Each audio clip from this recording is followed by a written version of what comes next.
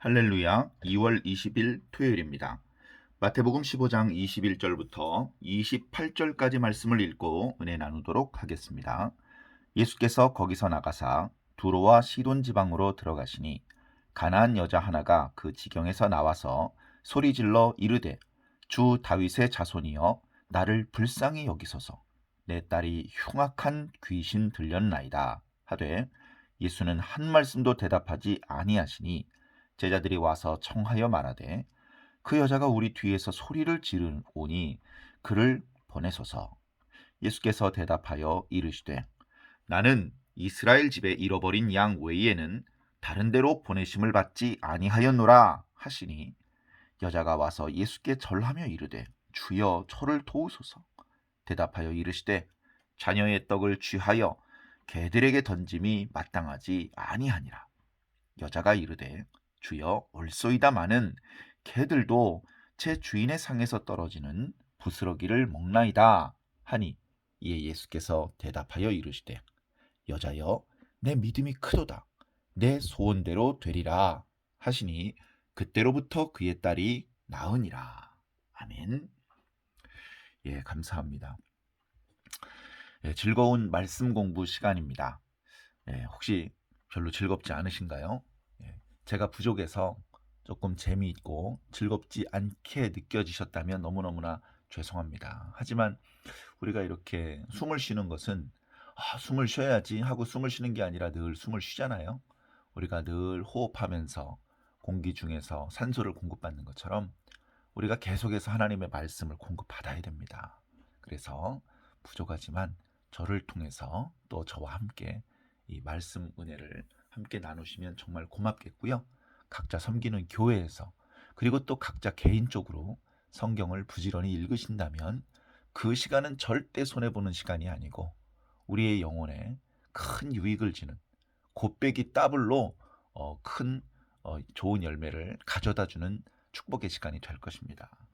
아직 결심하지 못하셨다면 시작하지 못하셨다면 괜찮으니까 지금부터라도 말씀 읽기를 올해는 한번 도전해 보시기를 부탁을 드립니다. 자, 오늘 말씀을 보니까요. 예수님께서 두로와 시돈 지방으로 가셨다라고 표현을 하십니다. 지도를 보면 두로와 시돈 지역은 이스라엘 땅으로부터 서북쪽에 있습니다. 페니키아 지역이라고 우리가 알려져 있는 곳이고요. 두로와 시돈은 그 지역에 있는 이제 지중해 변에 있는 도시입니다. 이제 바닷가에 있기 때문에 이제 항구 도시고요. 지중해를 통해서 많은 이제 주요 도시들 그리고 내륙 그 중간에서 무역을 하면서 경제적으로 큰 이제 부를 쌓았던 이제 그런 지역으로 우리가 알고 있습니다. 그런데 간단히 말씀드리면 이방인의 땅이죠. 거기는 이제 본래는 하나님께서 아브라함에게 주시기로 약속하셨던 땅 그 범위 내에 있지만 실질적으로 여호수아 때 그쪽 지역은 정복을 해서 그쪽 지역을 이제 차지하고 이렇게 살았던 이스라엘 지파는 별로 없습니다. 그래서 이스라엘 사람들의 마음속에는 거긴 우리 땅이 아니야. 거긴 약속의 땅이 아니야. 거긴 이방인들이 살고 있잖아. 이방인의 땅이야. 이런 생각을 가지고 있습니다. 그래서 이방인의 땅으로 나가려고 하질 않습니다. 처음부터 우리들에게 주셨던 땅에서 살려고 하죠. 그나마 많이 빼앗겨서 요단강 동쪽 땅에는 지금 유다인들이 살지 않고 있죠. 거기도 이방인의 땅처럼 되었고요. 그 다음에 이제 갈릴리 그 북쪽으로 꽤 멀리까지 올라가서 살았었는데 그쪽까지도 올라가지 않고 그저 갈릴리 호수 주변에 이렇게 살았습니다. 그리고 사마리아 땅은 분명히 이스라엘의 땅이었는데도 불구하고 그곳은 마치 이방인의 땅인 것처럼 취급을 합니다. 거기는 외부 이방인들이 많이 들어와 살면서 피가 혼혈이 되었기 때문에 거기는 정통 유대인이 아니야. 해서 이때 당시 이제 갈릴리 주변 몇몇 마을하고 그 다음에 이제 예루살렘 주변 거기만 이제 유다인의 땅으로 그러니까 하나님의 백성의 땅이 엄청나게 축소되었던 것이죠. 그래 그런 것들에 연연하지 않고 하나님의 계명을 이렇게 더 퍼뜨리면서 하나님을 경배하는 사람들을 더 많아지게 그렇게 하면 좋을 뻔했지만 왜곡된 선민 사상 때문에 그렇게 하지 못하고 점점 좀 위축되는 그런 모양새를 보이고 있습니다. 예수님은 그런 것에 영향하지 않으셨죠. 예. 그래서 지금 이제 이방인의 땅에 가시는데요. 예수님께서 고민을 하지 않습니다. 예수님의 제자들이 막아서지 않습니다. 이방인의 땅으로 나가는 거예요. 바로 앞에 있었던 말씀을 보면 이제 갈릴리 지역에서 사람들에게 이제 말씀을 전하고 있었는데 예루살렘으로부터 서기관과 바리새인들이 올라왔다는 말씀을 드렸었죠. 예수님이 올바른 정신을 가지고 있는 사람들이냐, 유대인들이 가지고 있는 율법과 유대인들이 가지고 있는 전통에 부합한 활동을 하고 있느냐, 그것을 이제 조사하러 나온 겁니다. 그래서 문제가 있으면 금지시키려고 그런 거죠. 참 말도 안 되는 것이죠. 말도 안 돼. 예수님이 하나님의 아들인데 누가 누구를 조사하고 누가 누구를 금지시킨단 말입니까? 거기서 그들이 손을 씻지 않고 음식을 먹는 것을 보고 야단을 쳤습니다. 예수님께서 그 사람들의 면면을 아시기 때문에 너희들이 왜 전통을 운운하면서 계명을 어기고 있느냐, 그렇게 이야기를 했죠. 하나님께서 심지 않은 것은 뽑힐 수밖에 없는 것이다. 소경이 소경 인도하면 구덩이에 빠질 수밖에 없는 것이다. 예. 그들과 대화를 나누면서 별로 즐겁지 않습니다. 예. 오히려 그들과 부딪히고 싶지도 않았습니다. 예수님께서 그래서 머리를 식히려고 하셨는지, 그리고 오늘 본문에 있는 주님을 간절한 마음으로 애타게 찾고 있는 이 여인을 만나려고 그러셨는지 이방인의 땅으로 들어가셨습니다. 이제 갈릴리 지역에 있었던 것처럼 이방인의 땅에서 부지런히 병자들을 고치시고 천국 복음을 말씀하시고 그렇게는 안 하셨던 것 같습니다. 그냥 이방인의 땅에 들어가셔서 이제 몇몇 마을을 뭐 이렇게 다니셨겠죠. 그런데 이제 그 땅은 갈릴리 땅하고 이제 경계 지역에 있었기 때문에 하나님 또 구약의 율법 이런 것들까지는 잘 모르지만 이제 예수님에 대한 소문은 많이 들었을 겁니다. 예수님이란 분이 있는데 갈릴리 지역에서 주로 활동을 하시는데 그 자는 고치지 못하는 병이 없고 심지어 귀신 들린 자의 귀신도 쫓아내는 구약 성경에 나오는 말로만 들었던 선지자다.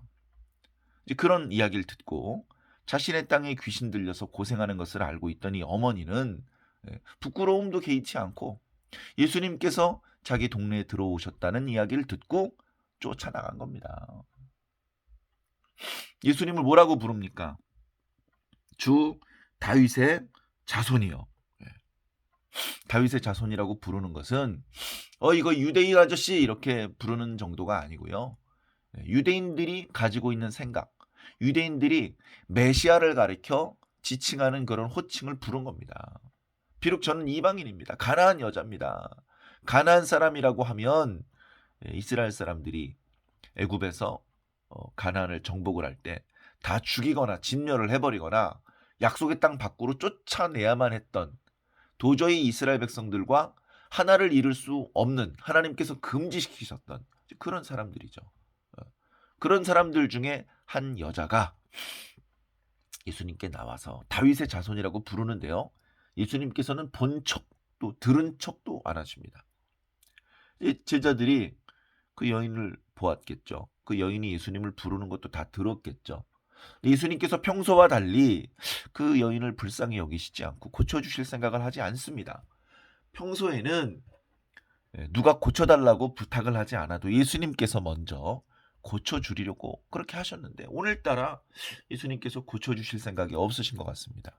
주님, 고쳐주실 생각이 아니시라면 얼른 여길 떠납시다. 저 여인이 계속 쫓아다니면서 시끄럽게 떠드는데 부끄럽고 창피하고 뭔가 괜히 예수님의 명예에 뭔가 좀 그 사람들이 오해할 것 같습니다. 저 여인을 잘 타일러서 돌려보내든지 좀 그렇게 하셨으면 좋겠습니다. 예수님께서 말씀하십니다. 나는 이스라엘 집에 잃어버린 양 외에는 보냄을 받지 않았다. 그러고 보니까 10장에 예수님께서 제자들을 파송하실 때도 이스라엘 집에 잃어버린 양들에게 가라 그렇게 말씀하셨죠. 이방인의 땅에 들어가라고 하지 않으셨어요. 그래서 어떻게 보면 예수님도 이방인들을 이렇게 좀 차별하시는 건가? 혈통적인 유대인들을 향해서만 복음을 외치시고 병을 고쳐주시는 은혜를 베풀어 주시고 그런 건가? 그런 생각이 들 정도로 예수님께서 섭섭한 말씀을 하십니다. 예수님께서 그 여인을 피해 걸어가시다가 멈추어 서셔서 이렇게 말씀을 하시자 그 말을 못 알아들은 건 아닌데 그 말이 조금 내 딸의 이 문제를 해결해 주지 않겠다는 말씀인 것 같기도 한데 그런 거 개의치 않고 또 그 앞에 엎드려서 절하면서 주여 저를 불쌍히 여겨주소서, 저를 좀 도와주소서, 주님 왜 그냥 자꾸 가십니까, 주님 그냥 가지 마시고 저를 좀 도와주세요, 저 좀 도와주세요. 자꾸 그 여인은 간절하게 얘기를 합니다. 그 여인의 면전에 대고 예수님께서 이렇게 말씀하셨습니다. 자녀들의 떡을 취하여 개들에게 던지는 것이 마땅치 않다. 이 말은 유대인들은 자녀들이다. 하나님의 백성들이다. 근데 너는 이방 여자, 너는 개다, 개. 내가 가지고 있는 이 천국 복음 그리고 병을 고치는 이 능력은 자녀들을 위해서 쓰고 싶다. 개들한테 쓰는 것은 이게 좀 올바른 일이 아닌 것 같다. 비록 직설화법이 아니고 뭔가 비유를 들은 것처럼 이렇게 우회적으로 말씀하신 것이지만 결국은 이 여인 너희 이방인들은 개다 이렇게 말씀하신 거잖아요. 얼마나 기분이 나쁩니까? 무릎 꿇고 애절하게 빌었다가 자존심이 상하고 순간적으로 분노가 치솟으면 벌떡 일어나서 삿대질을 하면서 예? 욕을 하고 저주를 하고 그 자리를 떠났더라도 이상하지 않을 아주 불쾌한 예? 갈릴리 동네 유대인들의 동네에 가난한 여자가 들어와서 이런 꼴을 당한 것도 아니고 그 이방인의 마을에 들어가서 그런 말과 행동을 했다는 것은 너무나 불쾌한 일이죠. 그런데 이 여인이요 웬일인지 화를 내질 않습니다. 주님 옳습니다. 이 여인이 옳단 말이 뭡니까? 천국의 복음과 병 고치는 능력 그것에 첫 번째 그 은혜를 입을 자격이 유대인들에게 있다는 것을 인정합니다. 그러나 그 은혜가 오직 유대인들에게만 있는 것은 아닙니다. 예수님께서 자녀의 떡을 취하여 개들에게 던지는 것이 마땅치 않다라고 하셨을 때 그 개를 표현하는 이 이제 단어가 있는데요. 그 단어는 상대방을 욕할 때 쓰는 그런 단어라기보다는 이렇게 작은 강아지, 애완용 강아지, 집에서 기르면서 사람들이 이뻐하고 사랑해주는 그런 강아지를 표현할 때 쓰는 그런 이제 애칭이었습니다. 그래서 이제 그런 표현을 쓰셨던 것을 기억하면서 얘기를 하는 것이죠. 주님 말씀이 맞습니다. 그런데요, 개들도 집에서 기르는 그 애완용 개들도 주인의 상에서 떨어지는 부스러기를 먹지 않습니까? 맞습니다. 저는 유대인이 아닙니다. 저는 하나님의 은혜를 입을 수 있는 첫 번째 대상자는 아닙니다. 그러나 저도 커다란 하나님의 은혜의 집 안에 있는 개입니다. 저도 하나님 집 안에 있습니다. 저에게도 하나님의 은혜를 베풀어 주시옵소서. 부스러기에 해당하는 은혜라도 괜찮습니다. 그 은혜라도 주십시오. 그렇게 이야기를 했습니다. 정말로 이 깊으신 하나님의 섭리를 이해하고 말한 것인지 그저 당장의 수치를 불구하고 자신의 딸을 살리기 위해서 이렇게 한 것인지는 잘 모르겠습니다만 예수님께서 그 여인이 그렇게까지 말하는 것을 보시면서 표정을 바꾸셨습니다. 딸아, 네 믿음이 크도다. 마태복음에서 믿음이 크다는 표현은 여기 딱 한 번입니다. 과거에 백부장의 믿음도 대단한 믿음이다. 이스라엘에서 이만한 믿음을 본 적이 없다. 이제 그렇게 표현을 하셨었는데요. 여기서는 믿음이 크다고 표현하셨어요. 네 믿음대로 될 것이다. 네 소원대로 될 것이다. 그 시로 딸이 고침을 받았죠. 정말 대단한 것입니다. 이 여인의 말이 옳다는 겁니다. 하나님의 복을 받을 수 있는 첫 번째 그 축복의 자리에 하나님께서 이스라엘과 유다 사람들을 두셨습니다. 그런데 그 이스라엘 사람들이, 그 유다 사람들이 그 축복을 걷어찼습니다. 그리고 이제 그 축복이 이방인들에게 흘러갑니다.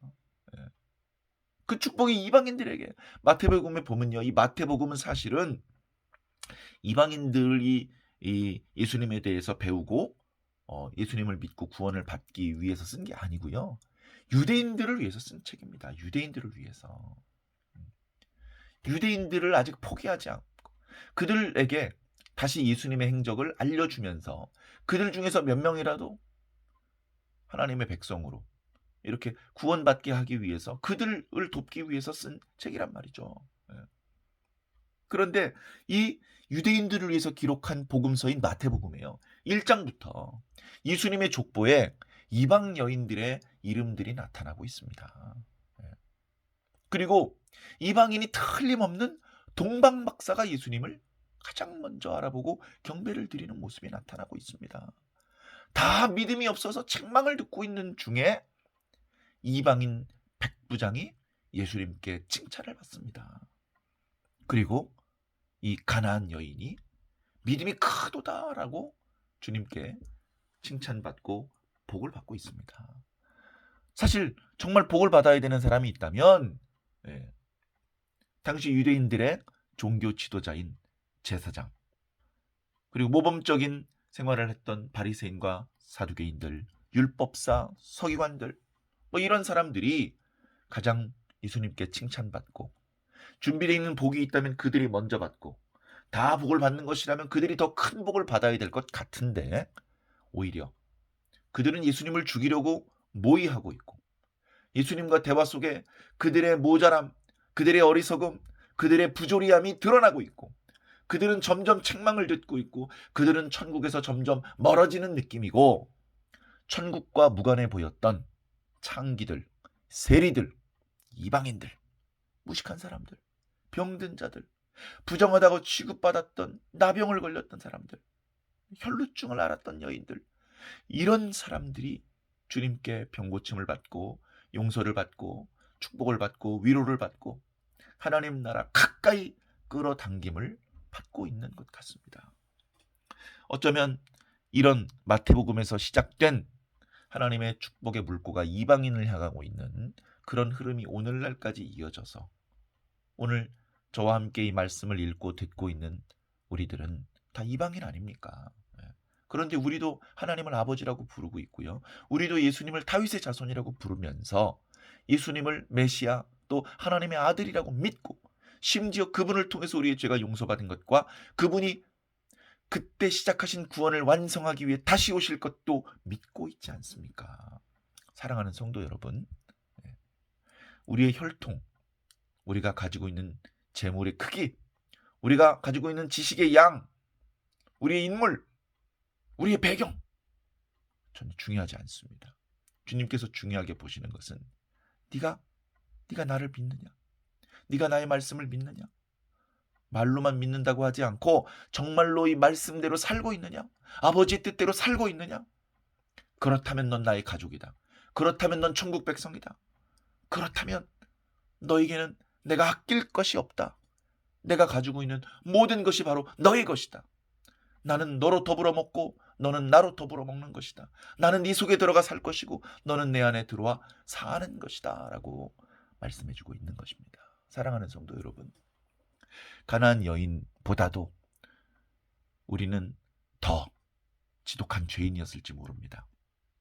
우리는 하나님 앞에 은혜를 베풀어 달라고 간청하길 자격도 없는 그런 자들이었는지도 모릅니다. 그랬던 우리들에게 하나님이 찾아오셨습니다. 예수님이 찾아오셨고요. 성령의 역사를 통해서 복음이 우리들을 찾아왔습니다. 우리가 복음을 배우려고 복음이 있는 나라에 가서 복음을 배운 게 아니고 복음이 우리나라에 들어왔습니다. 복음을 들고 선교사들이 우리나라에 들어왔어요. 지금 많이 그런 모습이 사라졌습니다. 길거리에서 복음을 외치고 가가호 방문하면서 복음을 외치는 일은 많이 사라진 것 같아요.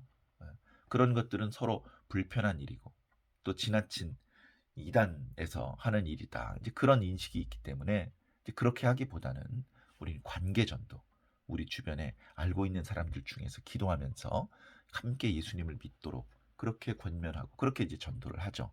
그리고 또 최근에 이렇게 인터넷을 이용해서 영상으로 또 이렇게 복음을 전파하고 있는데요. 사랑하는 성도 여러분, 이 복음은 계속해서 퍼져야 됩니다. 아직도 이 복음을 만나지 못한 사람들이 있습니다. 그들이 여기 와야 되는 것이 아니고 복음이 그들에게 가야 됩니다. 그들이 교회에 들어와야 되는 것이 아니고 우리가 그들에게 다가가야 됩니다. 우리가 먼저 주님을 만납니다. 우리가 먼저 주님에 의해서 살아나야 됩니다. 그래서 내가 주님의 그 뜨거움을 안고 저기 저 꽁꽁 얼어있는 사람을 녹여 주어야 되는 것이죠. 사랑하는 성도 여러분, 주님께서는 이방인의 땅에 들어가는 것을 주저하지 않으셨습니다. 그런데 우리는 우리 주변에 있는 사람에게 교회 한번 가보자, 말씀 한번 들어보자 라고 말하는 것에 대해서 매우 주저하고 있죠. 조금만 용기를 내시기 바랍니다. 전도는 우리가 하는 것이 아니고 우리를 통해서 하나님이 하십니다. 예수님이 하십니다. 성령님이 하십니다. 우리도 다 그렇게 전도받은 것이지 않습니까? 오늘도 이제 주일을 준비해야 되는 마지막 날이네요. 주말 즐거운 하루를 보내시기 바라고요. 그리고 계속해서 내일 정말로 하나님께서 주시는 축복을 담뿍 받는 그런 주일이 되길 바랍니다. 이제 곧 봄이고 이제 곧 또 3월입니다. 하나님의 뜻을 더 잘 펼칠 수 있고 정말 씨를 뿌려서 더 좋은 열매를 거둘 수 있는 그런 의미 있는 일들을 잘 준비하고 구상해 주시기를 주님 이름으로 간절히 부탁을 드립니다.